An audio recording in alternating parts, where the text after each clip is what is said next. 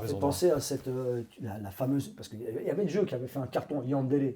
Tu avais entendu parler de ce jeu, tu sais, Yandere, qui avait fait un carton mondial.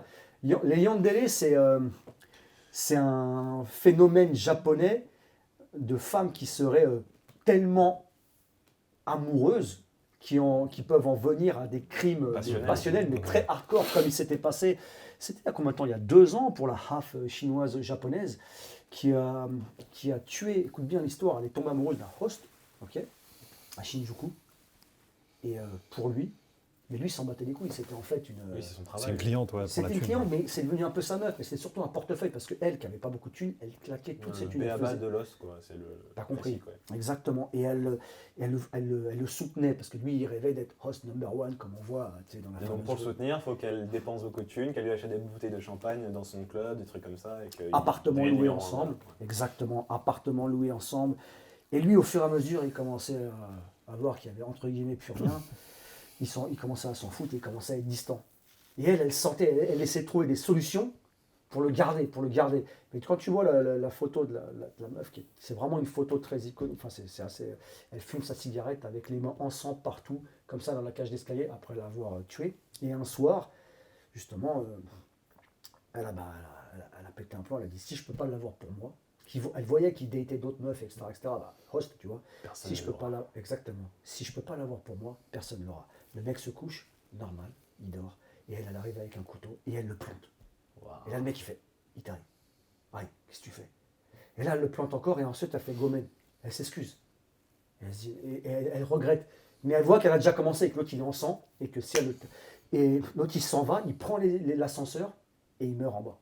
Elle lui a mis plusieurs coups de couteau. Il prend l'ascenseur, il meurt en bas et elle commence à allumer une cigarette près de son corps.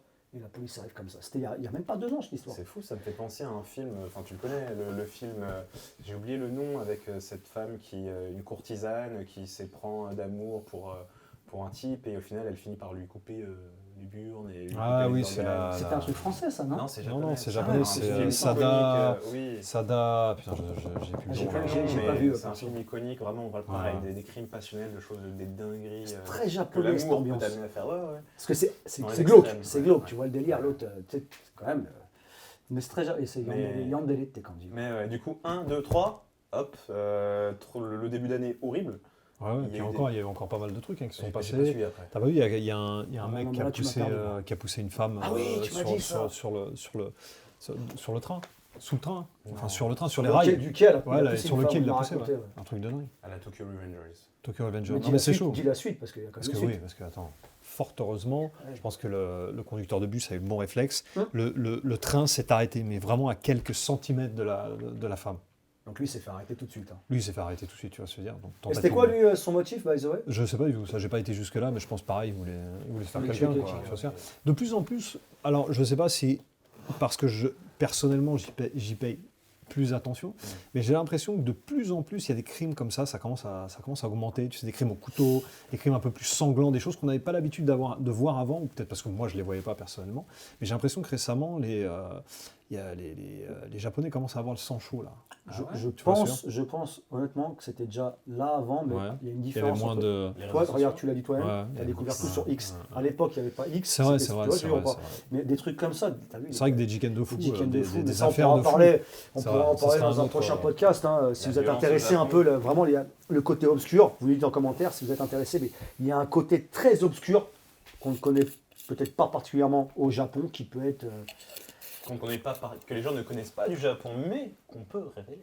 Exactement. Aujourd'hui, c'est l'apocalypse. Aujourd'hui, c'est un peu tout ce qui est catastrophe naturelle. Là, pour teaser un peu les gens, le côté obscur du Japon, en 20 ans de Japon, on avait vu des choses, non? Ouais. Parce que là, comme ça, c'était un petit truc à te donner pour... Ouais, en l'an 2000, t'as Akihabara. Akihabara, encore une fois. Qu'est-ce qui s'est passé?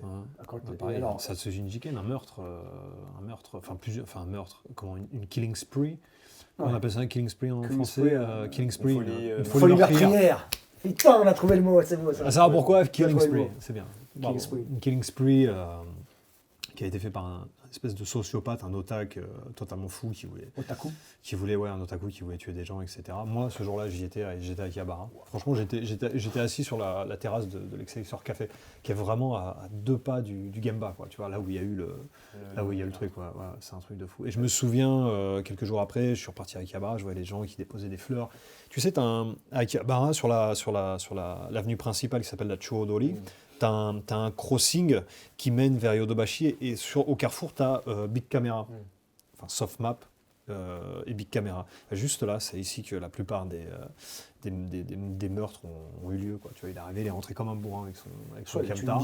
Il est sorti, il a mis des coups de couteau dans tous les sens, quoi. Et des jikken comme ça, donc des affaires comme ça, il y en a pas mal au Japon. Souvent, parce qu'il n'y a pas accès aux armes à feu, etc. Au Japon, c'est très souvent des affaires de meurtre qui ont lieu avec à l'arme blanche, avec des armes blanches.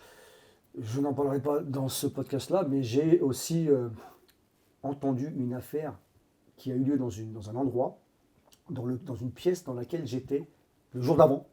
Le lendemain, 7 personnes sont venues, je ne sais pas si tu te rappelles, au Flower. Enfin bon, c'est un tabassé un mec qui est mort. La veille, j'étais dans cette VIP room, là où il y a eu le meurtre.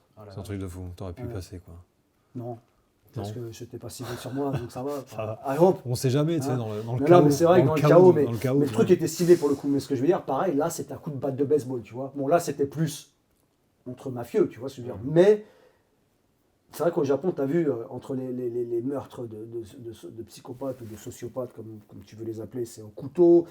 Il n'y a pas beaucoup. Alors, des fois, entre mafieux, il y a quand même des affaires de meurtre à coup de flingue. Il y avait eu, comment il s'appelle ce chain tête, t'as dû y bouffer, une chaîne de restaurants de couleur blanche et rouge avec des gyoza. Gyoza au chaud. Il n'y a pas que des gyoza, hein, c'est un peu de choucalioli. Ouais, gyoza au chaud. Le chacho s'était fait flinguer.